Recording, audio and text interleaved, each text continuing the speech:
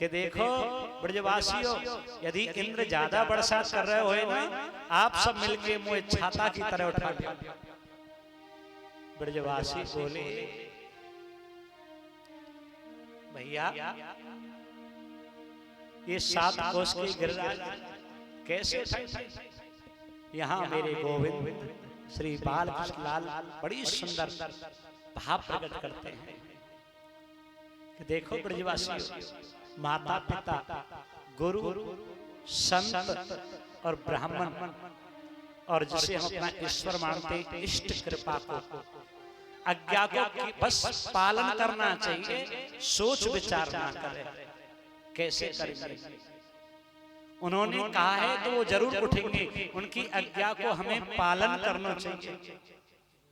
ऐसा कहकर के बाल कृष्ण भगवान ने गिरिराज जी को खेल ही खेल में ऐसे उखाड़ लियो जैसे छोटो सा बालक बरसात में लकड़ी का छाता उत्पन्न होता है और कंध के नख चंद्र पे उंगली पे धारण कर लियो।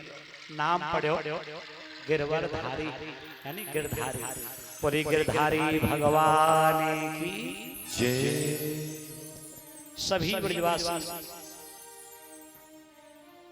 गिरिराज जी की शरण में आए। छोटे छोटे ग्वालान ने, बूढ़े बूढ़े गोपन ने, सबन ने अपनी अपनी लौठी लगा ली गिरिराज जी से। छोटो सो लाला है, सब सहारो लगाओ। कई रोज है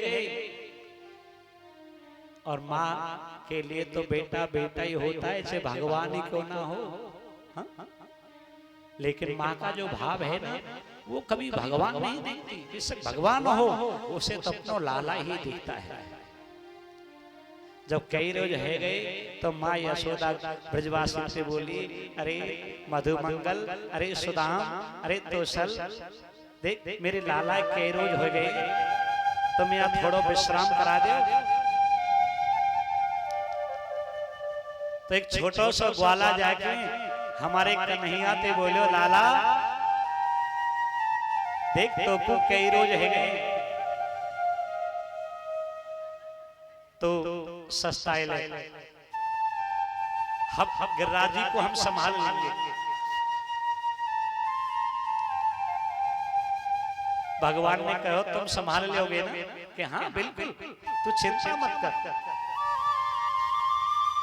और जैसे भगवान ने भक्त के भाव को स्वीकार करके और गिरिराज जी से अपनी उंगली हटाई, क्योंकि भगवान तो भक्त के बस में है, भक्त के भाव को भगवान स्वीकार करता है। गिरिराज जी नीचे आवे लगे, ब्रजवासी पुकार उठे, अरे लाला संहारियो, अरे यशोदा की लाला, अरे कन्हैया संहारियो। भगवान ने जो कहते हो फिर गिरिराज जी को धारण कर लिया।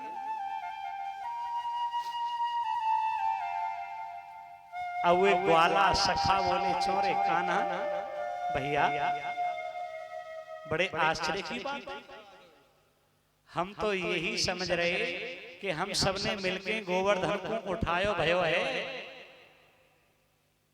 लेकिन हमें तो अब मालूम भयो है हम तो सब ऐसे ही खड़े हैं, निमित्त मात्र। गिरिराज जी तो तूने अकेले में उठाए भयो। क्यों लाला, तुम्हें इतनी शक्ति, जादूगरी विद्या कहां से आई गई? अब भगवान क्या बोले, कभी कभी भक्त भगवान को विवश कर देता है। अब भगवान क्या कहे? भगवान को जब कोई और उपाय ना सूझो तो एक ही भाव बोले, क्यों मेरे कन्हैया की भी तो आराध्या है श्री राधा रानी। बोले भैया वो में कोई शक्ति नहीं, मैं तो आप जैसा ही हूं, ये सब शक्ति तो मेरी आराध्य इस ब्रज की जो महारानी है श्री राधा रानी की कृपा से वह शक्ति से गिरिराज जी उठाए भय। कुछ माखन को बल बढ़ो, कुछ गोपन करी सहा, श्री राधा जू की कृपा सो मैंने गोधन लियो उठा।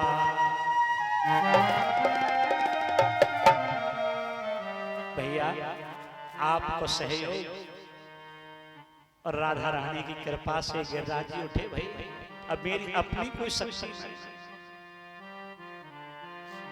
बोले लाला तुम्हें शक्ति कहां से आई?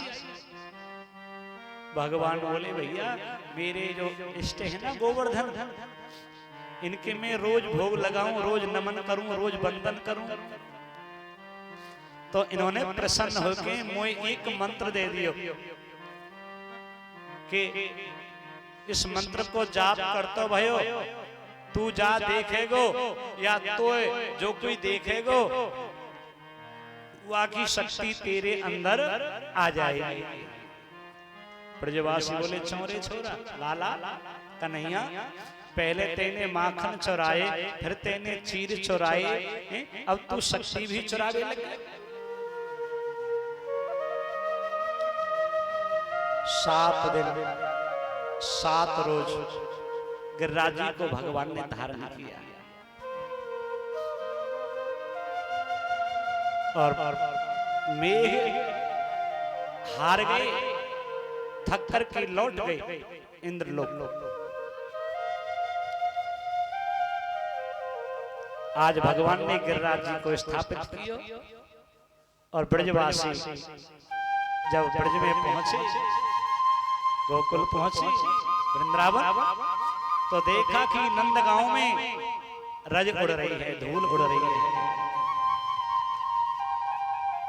ग्वाला बोले लाला इतने दिन रात बरसात हुई और यहाँ एक बूंद ना दिख रही है, जल कहाँ गया?